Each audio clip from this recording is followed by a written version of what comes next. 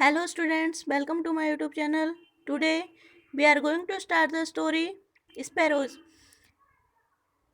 इससे पहले वाले वीडियो में हम आधी स्टोरी पढ़ चुके हैं. नेक्स्ट इससे आगे देखते हैं. He lay down on his cot without taking his supper. वह अपना रात का भोजन लिए बिना ही अपनी खाट पर लेट गया.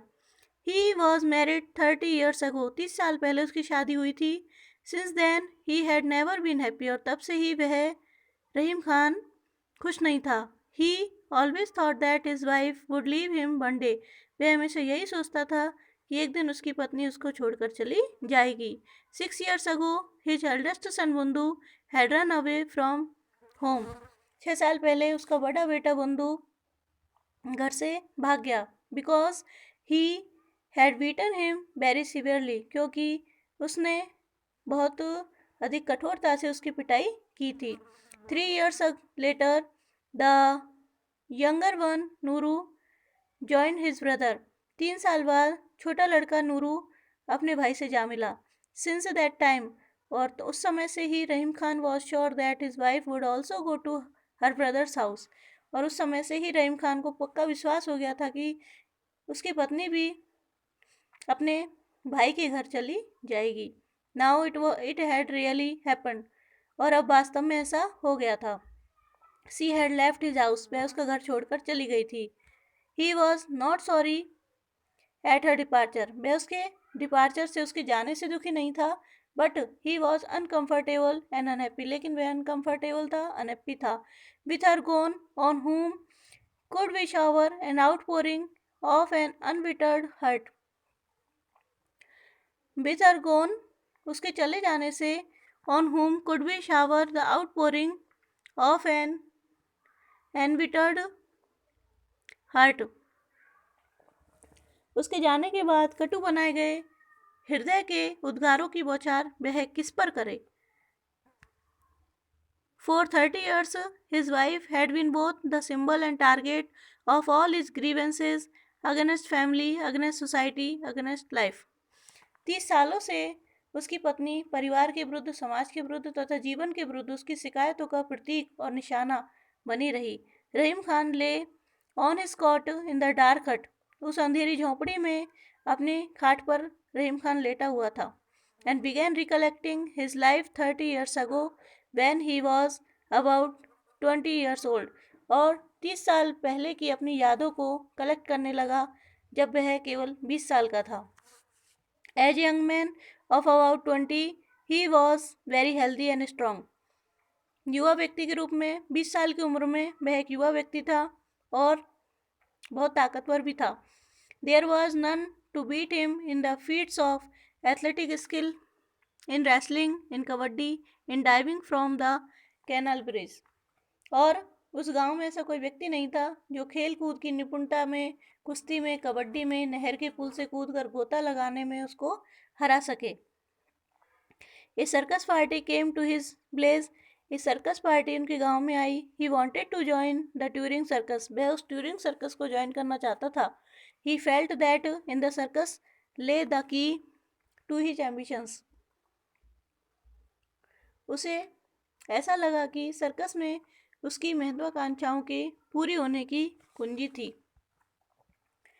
ही fell in love with a Hindu girl named Radha.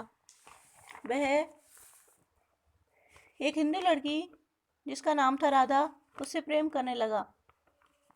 C was the daughter of Ramcharan a village bania. वह गांव के एक बनिया रामचरण की पुत्री थी. He thought that she was his soulmate. वह सोचता था कि सी वॉज हिज सोलमेट, वह उसकी सोलमेट थी, आत्मसंगिनी थी. He had seen Radha first in day wrestling match. उसने पहली बार राधा को रेसलिंग मैच में देखा था. She was watching the match. वह मैच देख रही थी. Rahim Khan won the match. Rahim Khan match जीत गया था. After that they met secretly for some time. उसके बाद वह गुप्त रूप से कई बार मिले. However both his ambitions remain unfulfilled. हालांकि दोनों ही उसकी महत्वाकांक्षाएं अनफुलफिल्ड रही. His parents had killed both his ambitions. उसके माता पिता ने उसकी महत्वाकांक्षाओं को ख़त्म कर दिया था। दे सैड, उन्होंने कहा, circus work was too lowly and immoral for a respectable farmer. Circus का काम एक सम्मानीय किसान के लिए निम्न स्तरीय और अनैतिक काम था। As for marrying Radha, a Hindu, a kafir, the very idea was infamous and irreligious. और राधा जो कि एक हिंदू लड़की थी, उससे शादी करने का विचार बहुत ही घृणित और धर्म विरुद्ध विचार था। In the beginning Rahim Khan thought of open rebellion. शुरुआत में तो रहीम खां युवावस्था के रोष में खुला विद्रोह करने का विचार करता रहा, but it was all in when, लेकिन यह सब कुछ व्यर्थ था। He could not summon enough encourage to defy paternal authority and social tradition. वह पैटर्नल अथॉरिटी, पैतृक अधिकारों और सामाजिक परंपराओं के विरुद्ध जाने का साहस नहीं कर सकता था। आफ्टर ए फ्यू डेज, कुछ दिनों के बाद, the circus left the place without Rahim Khan. Rahim Khan के बिना ही सर्कस चला गया। Radha got married to Ramlal. Radha की शादी रामलाल से हो गई।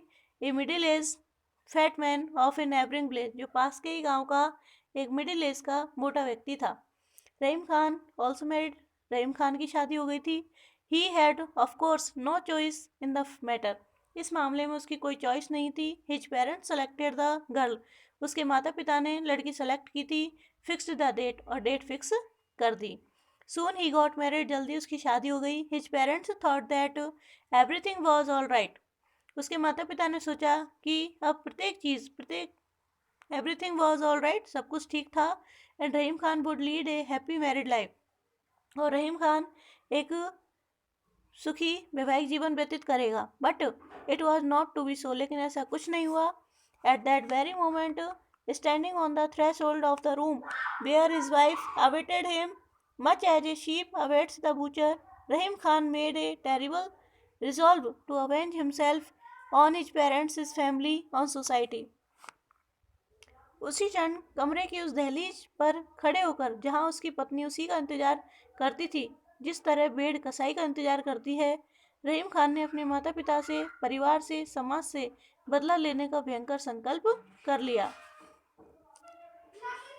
He held them all responsible for the frustration of all his life's dreams. और अपने जीवन के सपनों के निराशा का जिम्मेदार उसने सबको ठहराया। Rahim Khan's wife became the victim of his wrath against his parents, against society and against everybody.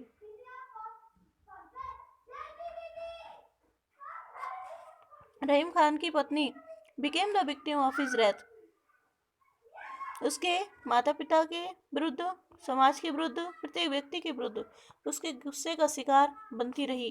That poor lady suffered most, वह बेचारी महिला बहुत पीड़ित हुई। For 30 years he had ill treated his wife, his children and his bullocks, quarrelled with everyone in the village and made himself the most hated person in the village. और 30 वर्षों तक उसने अपनी पत्नी, अपने बच्चों और अपने बैलों के साथ दुर्व्यवहार किया था, गांव के प्रत्येक व्यक्ति के साथ झगड़ा किया था और अपने आप को समाज में सर्वाधिक घृणित व्यक्ति बना दिया था। No one in the village understood or tried to understand the reasons for this strange transformation of a cheerful and kind young man into a cruel hearted one. सबके द्वारा no one in the village, गांव में किसी ने भी इस प्रसन्नचित्त और दयालु युवक के जंगली जानवर के रूप में परिवर्तित हो जाने के कारण को न समझा और न ही समझने का प्रयत्न किया। रहीम Khan sought consolation in the unquestioned authority over his wife which society allowed him. और रहीम खान ने अपनी पत्नी पर निरंकुश अधिकार का प्रयोग करने में सांत्वना पाई जिसकी अनुमति समाज ने उसको दे रखी थी। His wife had submitted to his persecutions like a slave, और उसकी पत्नी ने His wife had submitted to his persecution like a slave, एक दास की भांति उसके अत्याचारों के प्रति अपने आप को समर्पित कर दिया। She had become so used to his beatings that it seemed unnatural if a whole week passed without a beating. और वह शारीरिक दंड की इतनी अभ्यस्त हो गई थी कि यदि एक पूरा सप्ताह बिना पिटाई के बीत जाता तो यह अस्वाभाविक सा लगता था। To Rahim Khan beating his wife had become a part of his life. अब रहीम खान के लिए अपनी पत्नी को पीटना उसके जीवन का ही एक अंग बन गया था। Now lying all alone on his cot rejected Rahim Khan reflected over his life 30 years. अब अपने खाट पर लेटे हुए रहीम खान अपने जीवन के 30 सालों पर चिंतन कर 30 सालों पर चिंतन की 30 सालों तक का चिंतन किया। Now Rahim Khan felt lonely without his wife. और अपनी पत्नी के बिना उसने अपने आप को अकेला महसूस किया। Now she realised that how much his wife he hated was a part of his life. अब उसने नाउ ही रियलाइज अब उसको इस बात का अब उसे महसूस हुआ दैट कि how much his wife he hated उसकी पत्नी जिससे वह इतना घृणा करता था was a part of his life. वह उसकी लाइफ का कितना हिस्सा थी, कितना महत्वपूर्ण हिस्सा थी। ओके, नेक्स्ट वीडियो में।